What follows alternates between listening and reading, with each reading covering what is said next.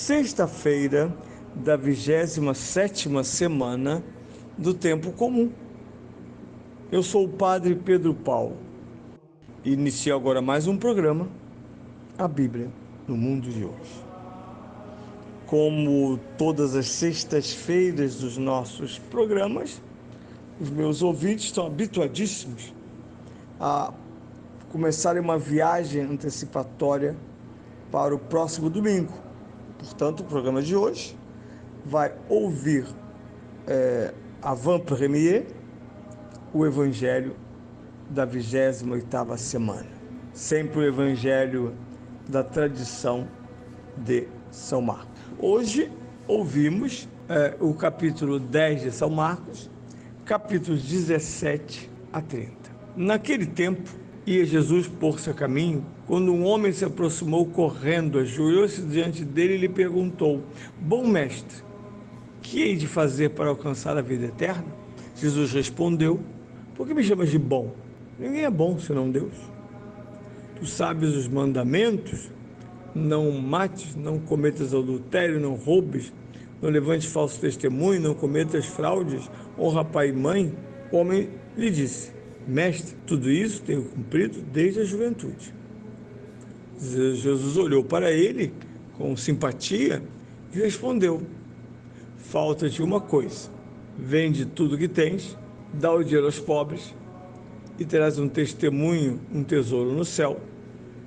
Depois vem e segue. Ouvindo essas palavras,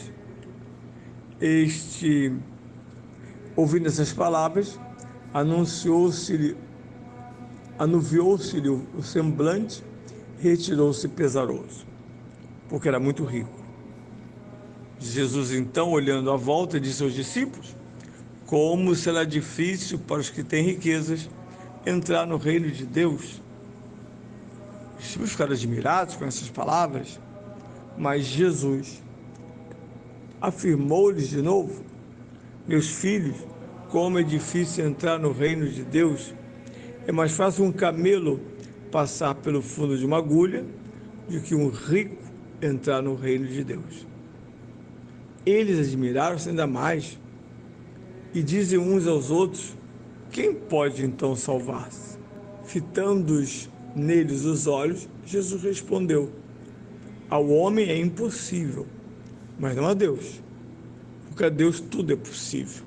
Pedro começou então a dizer-lhe: Vê como nós deixamos tudo para te seguir. Jesus repetiu: Em verdade vos digo, todos aqueles que tenham deixado casa, irmãos, mãe, filhos ou terra, por minha causa e por causa do Evangelho, receberá 100 vezes mais já neste mundo, em casas, irmãos, mãe, filhos e terra, juntamente com as perseguições, e no mundo futuro, a vida eterna.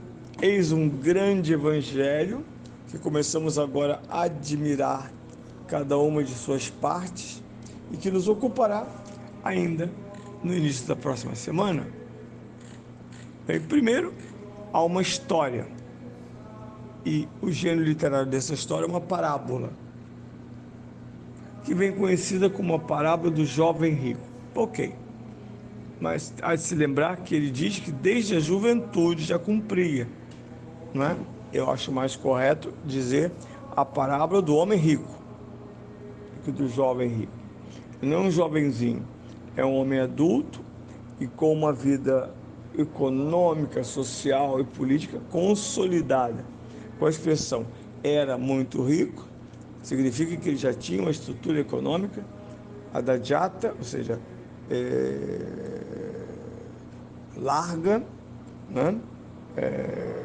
Com muita pujança, e que este tornar-se-ia o empecilho para as exigências de Jesus. Bem, qual o primeiro nível de influência de Jesus?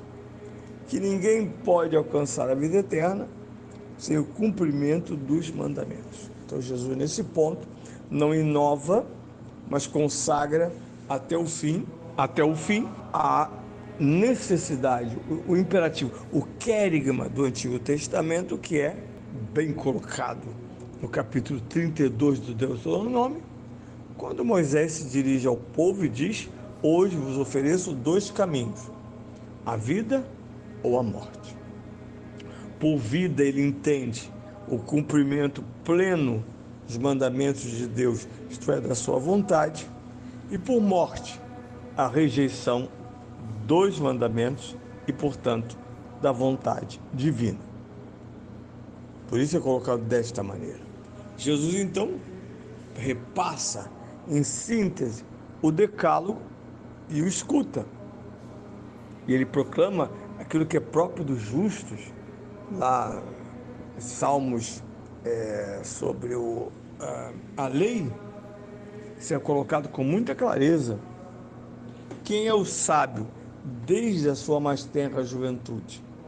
É aquele que ouve e cumpre a lei do Senhor, ama a lei do Senhor, não transgride a lei do Senhor, enfrenta seus inimigos com a lei do Senhor. Esse é o justo. E o jovem declara-se, dizendo: tudo isso é o meu dia a dia, desde sempre, desde a minha juventude. Bem, liberado desse pressuposto, vamos ao segundo elemento, que é então a formatação desse pedido. E aqui está o auge deste evangelho, e eu devo permanecer aqui nessa sexta-feira.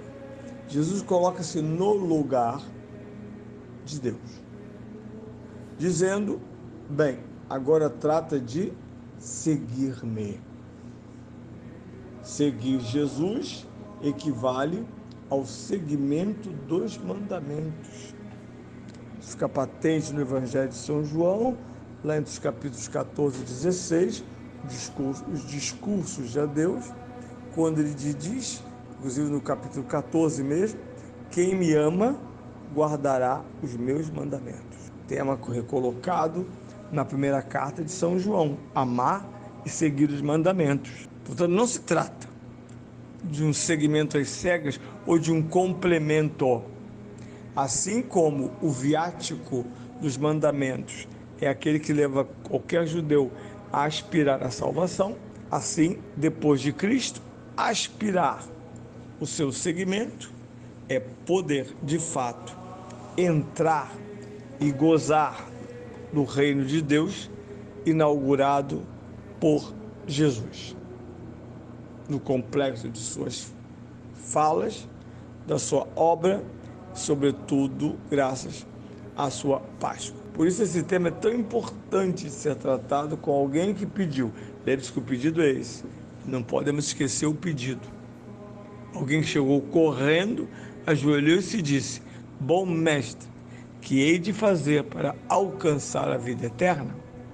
Siga-me. Porém, Jesus vai descrever esse segmento de modo muito preciso. Assim entraremos na segunda parte do Evangelho, que é o desfecho infeliz daquela cena, e novas palavras de Jesus dirigidas para os estupefatos apóstolos e discípulos.